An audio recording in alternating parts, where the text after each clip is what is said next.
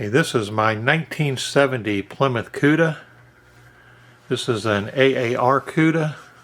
It's affiliated with All American Racing and Dan Gurney. When All American Racing was started, Carroll Shelby was a part of it with Dan Gurney. He helped Dan Gurney get everything off the ground on it. Of course, Carroll Shelby owned Shelby American, and then eventually, I don't know how or when, but Carroll Shelby dropped out of it, and it was Dan Gurney from that point forward. Dan Gurney drove for Carroll Shelby many times.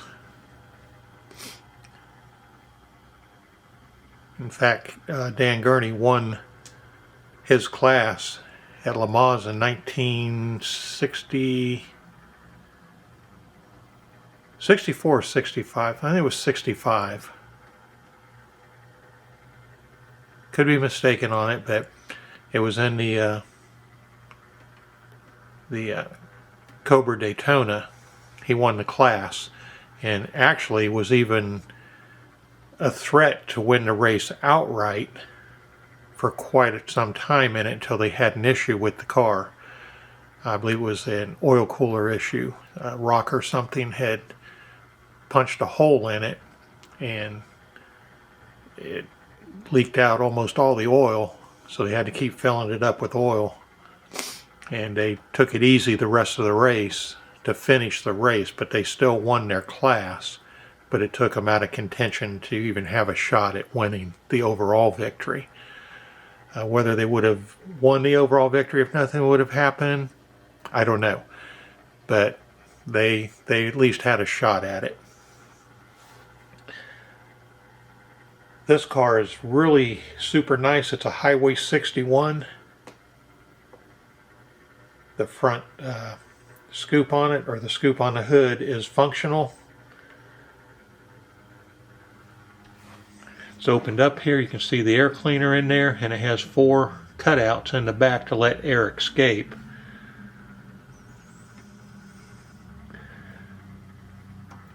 I'm going to open the doors and open the trunk of it.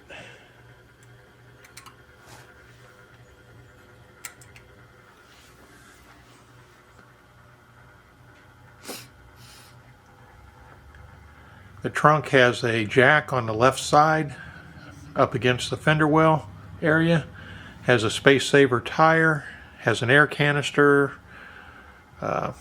mounted to the top of the tire in the trunk.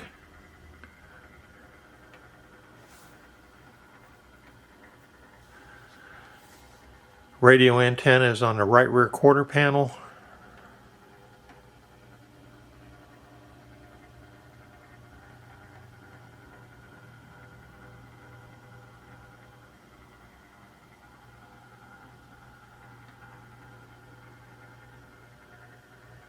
Rims on this car are super nice. They're very good replicas of the rims they used in that time period. They have valve stems in them. Has the chrome trim rings on them, the chrome center cap, and then the silver steel rim itself. Really nice job. Highway 61 always did a really super good job on their cars.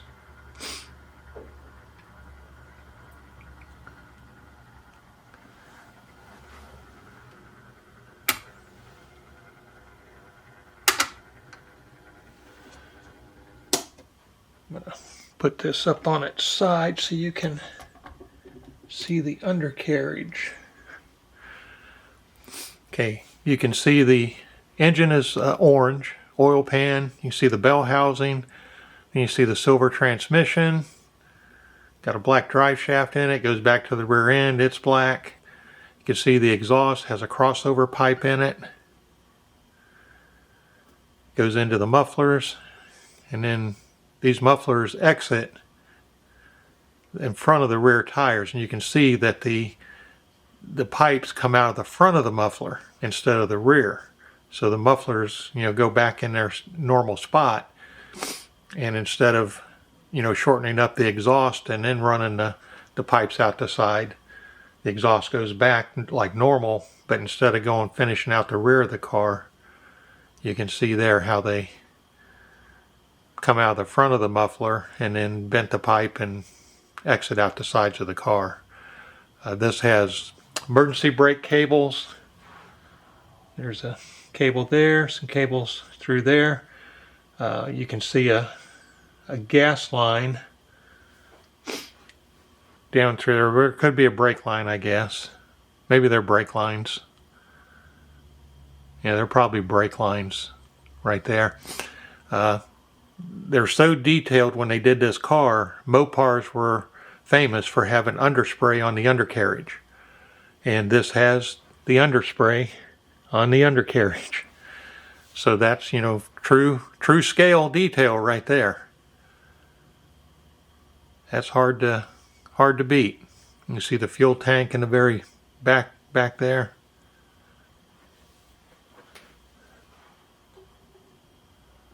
See the little Chrysler Pentagon badge.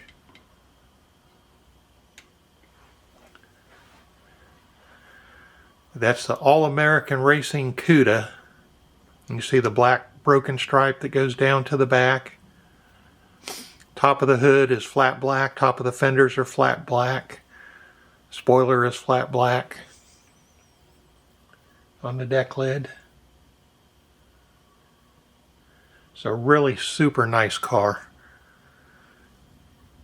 Hope you enjoyed it.